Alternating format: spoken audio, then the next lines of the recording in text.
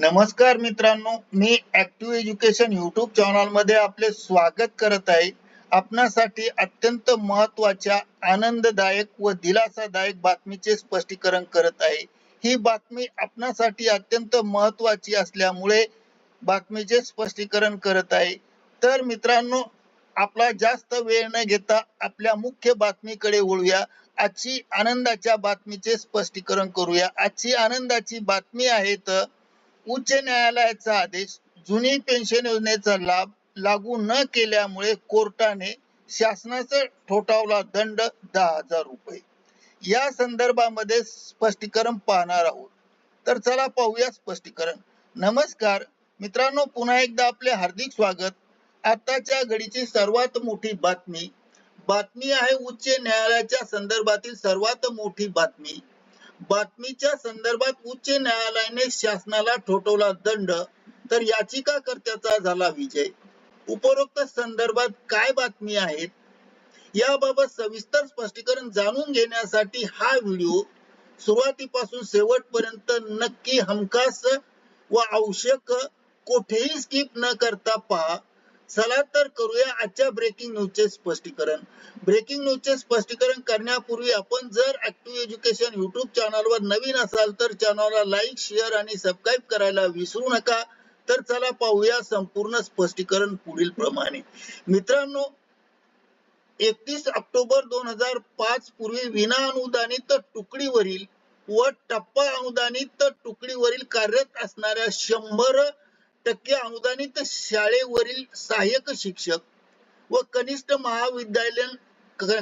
महाविद्यालय शिक्षक म्हणजेच उच्च माध्यमिक शिक्षक यांना जुनी पेन्शन योजना लागू करण्याचे माननीय उच्च न्यायालयाचे आदेश, सद्यस्थितीत असलेली नवीन अंशदान योजना, पेन्शन योजना DCPS व NPS रद्द करून जुनी पेन्शन योजना 4 आठवड्याच्या आत लागू करण्याचे आदेश माननीय उच्च न्यायालय खंडपीठ औरंगाबाद यांनी दिनांक 25 फेब्रुवारी 2026 रोजी दिले. याचिकाकर्त्याच्या वतीने advocate Govindrao Gopalrao Ambedkar, phone number आहे त्यांचा 94 044 00 414 यांनी काम पाहिले.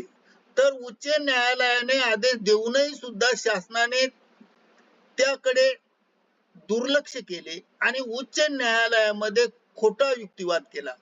परंतु शासनाकडून योग्य प्रकारचे योग्य पुरावे आणि योग्य शासन निर्णय न्यायालयात सादर न केल्यामुळे हा खोटा युक्तिवाद संदर्भात उच्च न्यायालयाने शासनाचा 10,000 रुपये दंड ठोठावला आहे. हे विशेष महत्वाचे आहे. आणि यामुळे वरील सहाय्यक शिक्षक, उच्च माध्यमिक शिक्षक किंवा कनिष्ठ महाविद्यालयीन शिक्षक किंवा कनिष्ठ प्राध्यापक पदी नियुक्ती झाली होती अशांची ही याचिका होती. 31 ऑक्टोबर 2005 नंतर त्यांच्या पदास मान्यता तसेच कायम वेतनात आल्या होत्या. परंतु त्यांच्या सेवा ह्या 31 ऑक्टोबर 2005 पूर्वीच्या अंशतः विना अनुदानित, टप्पा अनुदानित तुकडीवरील असल्याने जुन्या पेन्शन योजनेसाठी ग्राह्य न धरल्यामुळे सदरील शिक्षकाने माननीय उच्च न्यायालयात याचिका दाखल केल्या होत्या. उच्च न्यायालयाने या याचिकेकर्त्याच्या बाजूने निकाल दिल्यामुळे सर्व याचिकाकर्त्यांनी न्यायालया मार्फत योग्य न्याय मिळाला आहे. आणि त्यामध्ये ज्या शिक्षकांनी ज्या जिल्ह्यातील याचिका दाखल केली होती त्या जिल्ह्यातील शिक्षक आहेत छत्रपती संभाजीनगर, अहिल्यानगर, जालना, बीड, धाराशिव, परभणी, जळगाव येथील सहाय्यक शिक्षक व कनिष्ठ महाविद्यालयीन शिक्षक किंवा उच्च माध्यमिक शिक्षक यांनी दाखल केलेल्या याचिकेवर योग्य निर्णय मिळाल्यामुळे बऱ्याच वर्षांनी मागणी पूर्ण झाल्याने सर्व याचिकाकर्त्यांनी न्यायालयाचे आभार मानून समाधान व्यक्त केले आहे. करिता ऍक्टिव्ह एज्युकेशन युट्यूब चॅनलने हा व्हिडिओ आपल्या माहितीस्तव व्हायरल केला आहे. मित्रांनो, आपणास आवडल्यास लाईक, शेअर आणि सबस्क्राईब करायला विसरू नका. धन्यवाद. Thank you. very much for watching this video.